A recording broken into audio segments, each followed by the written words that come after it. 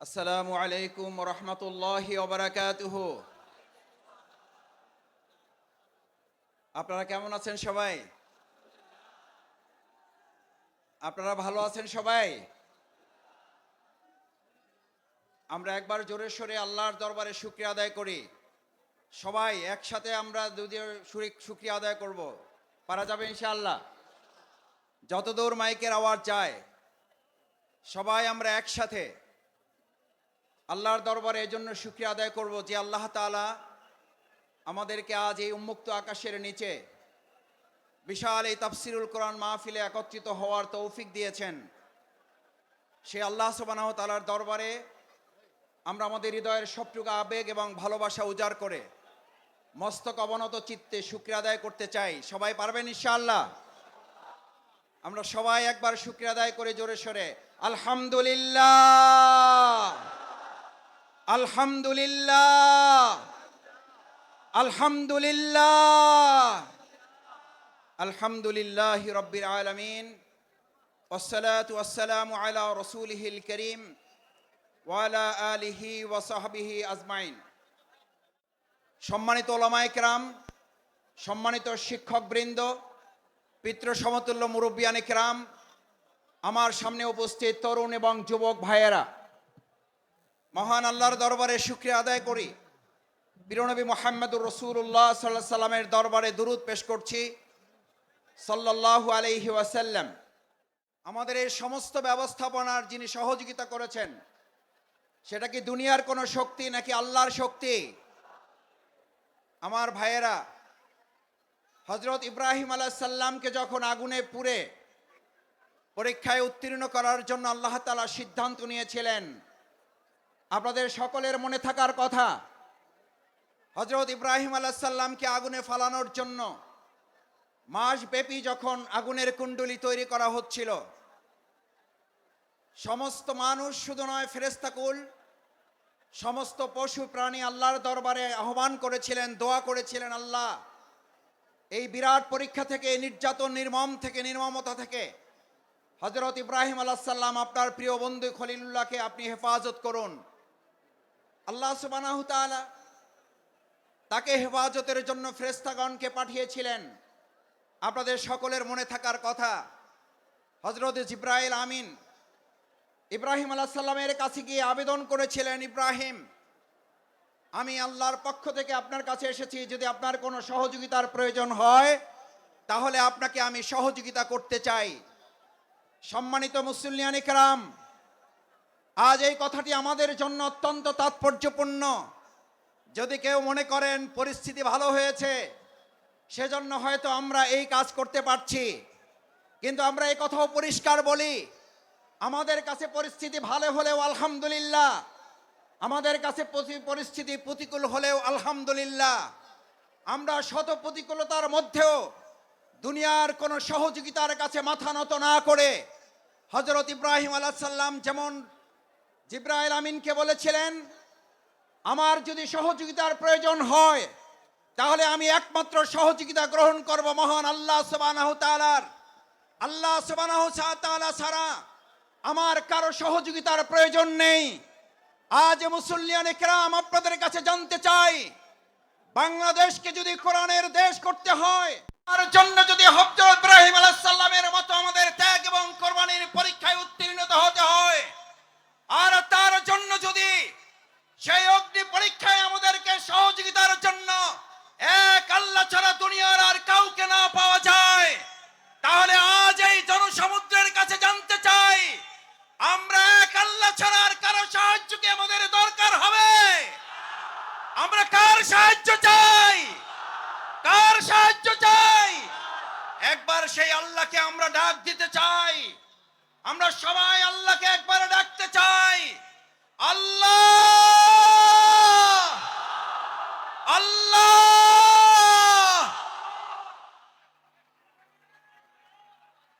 সম্মানিত ভাই এবং বন্ধুগণ, হযরত ইব্রাহিম আলাইহিস সালাম আল্লাহর সাহায্য চেয়েছিলেন। দুনিয়ার কোনো মানুষ শুধু নয়, ফেরেশতাগণের সাহায্যও তিনি নেননি। যে ইব্রাহিম আলাইহিস সালাম আল্লাহর সাহায্যের ভরসা করেছিলেন, সেই ইব্রাহিম আলাইহিস সালামকে আল্লাহ তাআলা সাহায্য করেছেন না করেন নাই? আগুনের মধ্যে তাকে বাঁধা রশিটা পর্যন্ত পুড়ে গেছে। হযরত ইব্রাহিম আলাইহিস সালাম আগুনের স্পর্শ করা তো দূরের কথা, হযরত ইব্রাহিম আলাইহিস সালাম সেই সময় ওই সময়টুকু যা তিনি আগুনের মধ্যে অবস্থান করেছিলেন, সেই সময়টুকুকে বলা হয়ে থাকে তিনি তার জীবনের সবচেয়ে সুখী এবং আরামের জীবন যাপন করেছেন।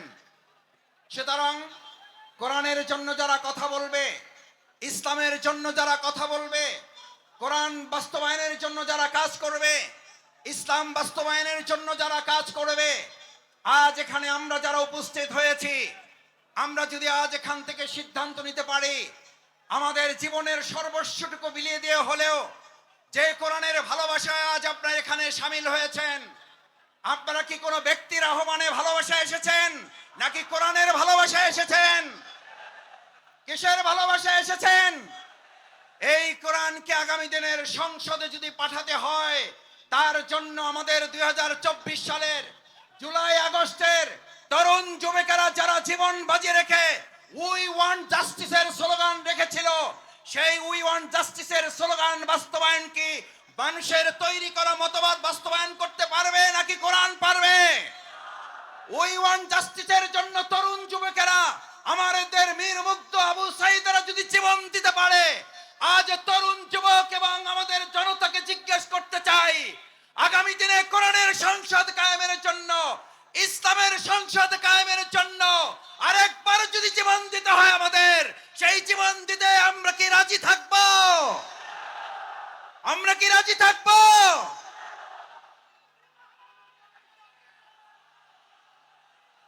সম্মানিত ভাই এবং বন্ধুগণ,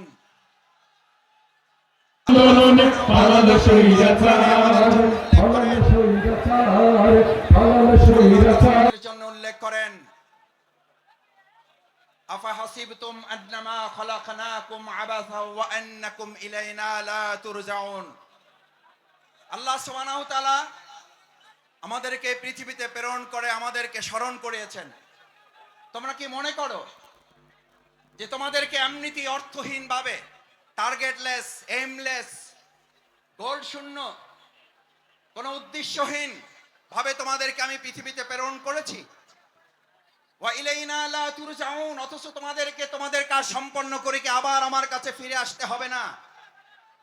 আমাদের সম্মানিত ভাই এবং বোনেরা, আমার পর্দার আড়ালের মা ও বোনেরা যারা আছেন এখানে, আজ যারা উপস্থিত হয়েছি, আমাদেরকে কথা ভালো করে মনে রাখতে হবে, আজ এখানে আমরা যে কোরআনের ভালোবাসা এসেছি, সেই কোরআন আমাদের উপরে তিনটি মৌলিক দায়িত্ব অর্পণ করেছে।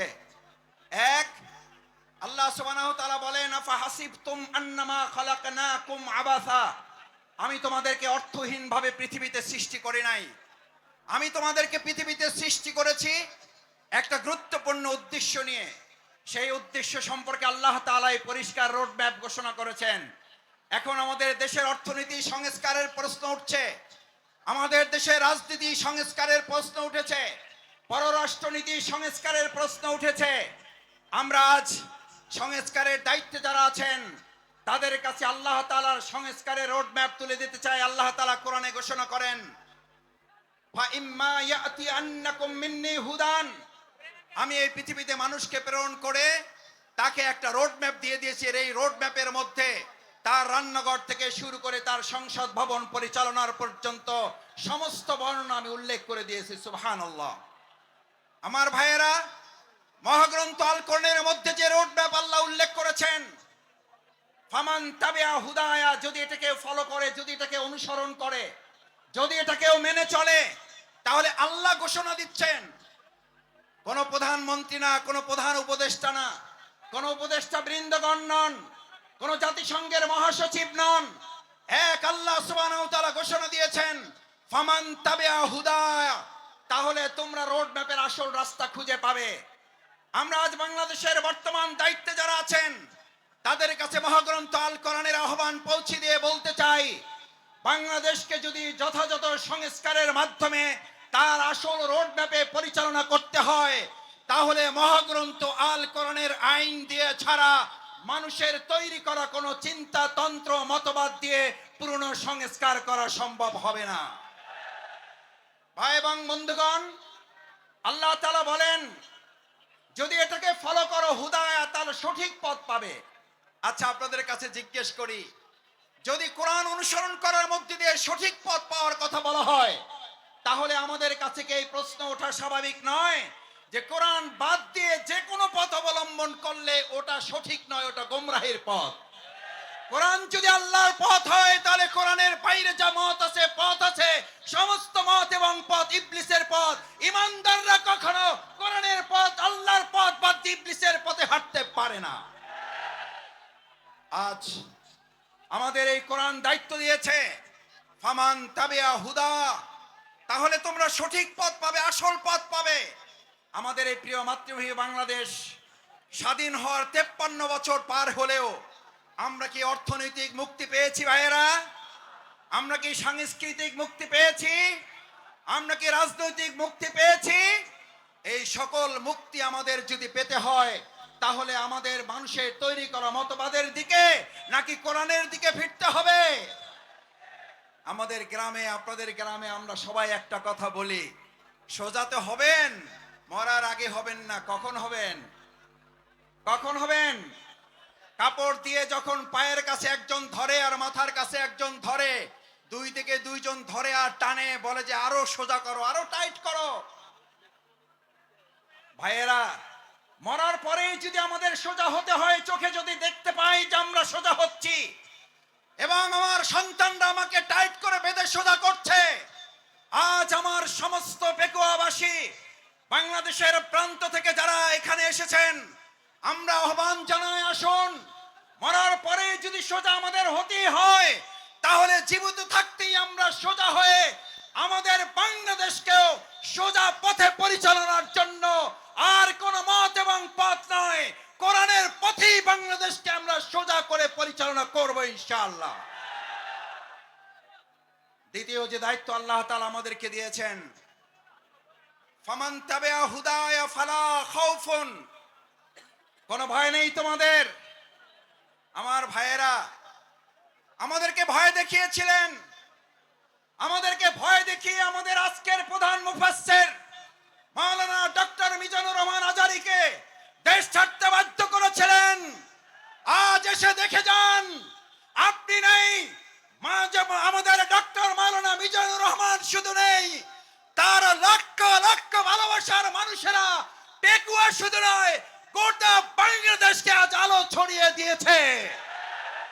আপনারা সাইদি সাহেবকে হত্যা করেছেন, এক সাইদি রহমানের অনুপস্থিতিতে লক্ষ সাইদি আমাদের তৈরি হয়ে কোরআনের দাওয়াত পৌঁছে দিচ্ছে। আমাদের হত্যা করা যায়, আমাদের ফাঁসি দেওয়া যায়, আমাদের শেষ করা যায় না, আমাদের শেষ করা যাবে না।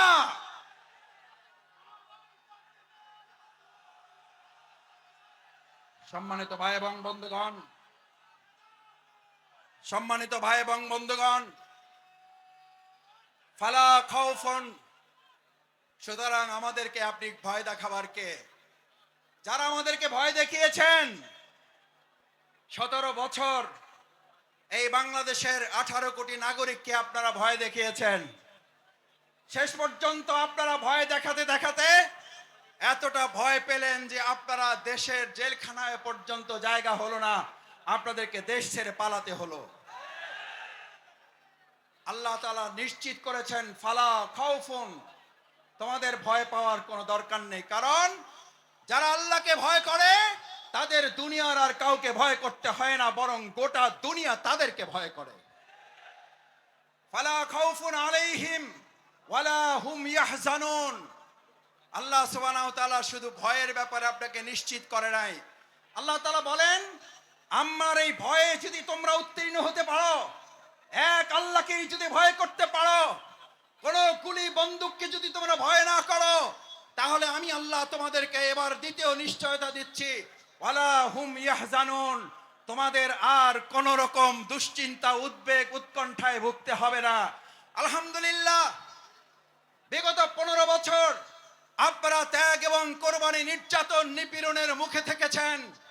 এই পেকুয়াবাসী, এই চট্টগ্রামের বন্দরের নগরীর মানুষেরা জীবন বাজি রেখেছেন, কিন্তু কোনো গুলি বন্দুক ফাঁসির কাছে আমাদের ভাইয়েরা মাথা নত করে নাই বলেই আজ আল্লাহ তাআলা উদ্বেগ, উৎকণ্ঠা এবং স্বস্তির মধ্যে আমাদের এই সুন্দর একটা প্রোগ্রামের আয়োজন করার তৌফিক দিয়েছেন। এটা কার পুরস্কার? কার পুরস্কার?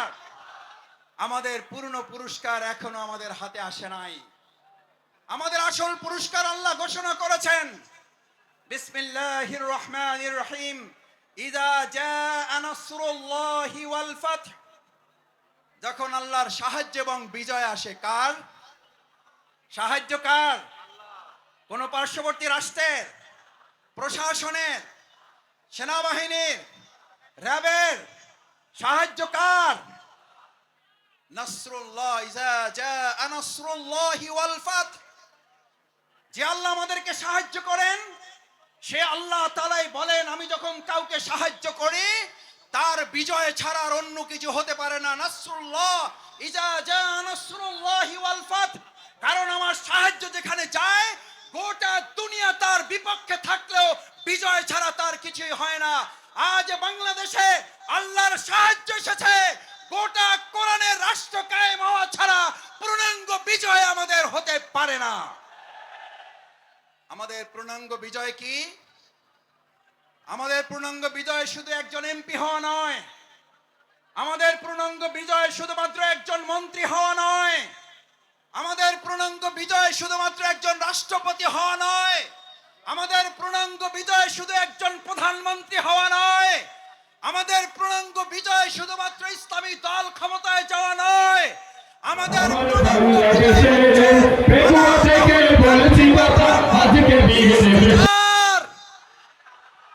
আইন চলবে তার।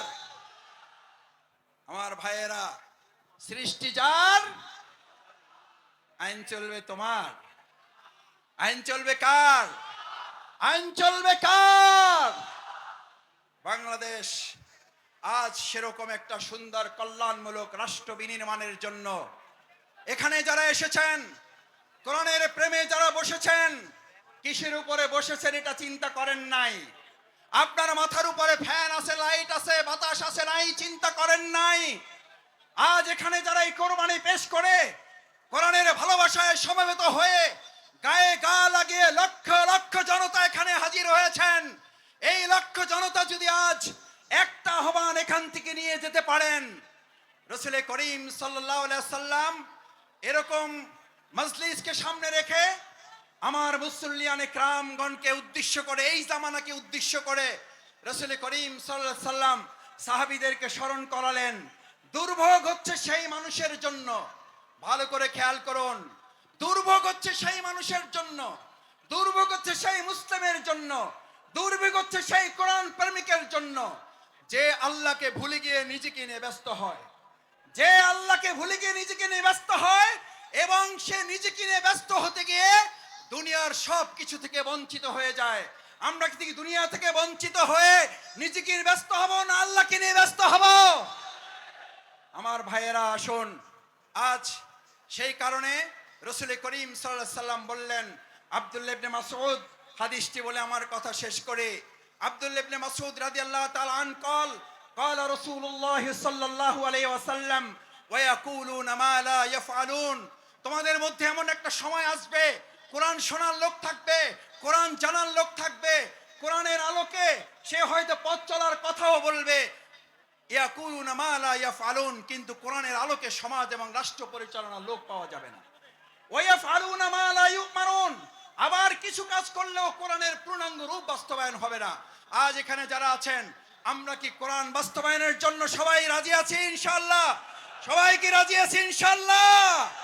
আল্লাহ মেহেরবানি করে হাতগুলো আপনার আরশের আজিমের ক্যামেরায় এগুলো তুলে নিয়ে কাল কিয়ামতের দিন কোরআনের কর্মী হিসাবে আমাদেরকে নাজাতের জন্য, জান্নাতের জন্য আপনি কবুল মঞ্জুর করুন। আল্লাহ এই আয়োজনকে বাংলাদেশের জন্য কবুল করুন, কোরআনের সংসদের জন্য আয়োজনকে কবুল করুন, কোরআনের রাষ্ট্রের জন্য এই আহ্বান আয়োজনকে কবুল করুন। সম্মানিত ভাই এবং বন্ধুগণ, আসুন আমরা আমাদের প্রধান মুফাসসিরে কোরআন হযরত মাওলানা ডক্টর মিজানুর রহমান আজারি হাফেজাহুল্লাহর কিছুক্ষণের মধ্যে আপনাদের সামনে কথা বলবেন। আমরা দোয়া করি অন্যান্য ওলামায়ে কেরামগণ আরো কথা বলবেন। আল্লাহ সুবহানাহু ওয়া তাআলা আমাদের এই প্রিয় মাতৃভূমিকে সব ধরনের বিশৃঙ্খলা ষড়যন্ত্র থেকে হেফাজত করুন, সকলে বলুন আমিন। আসসালামু আলাইকুম ওয়া রাহমাতুল্লাহি ওয়া বারাকাতুহু।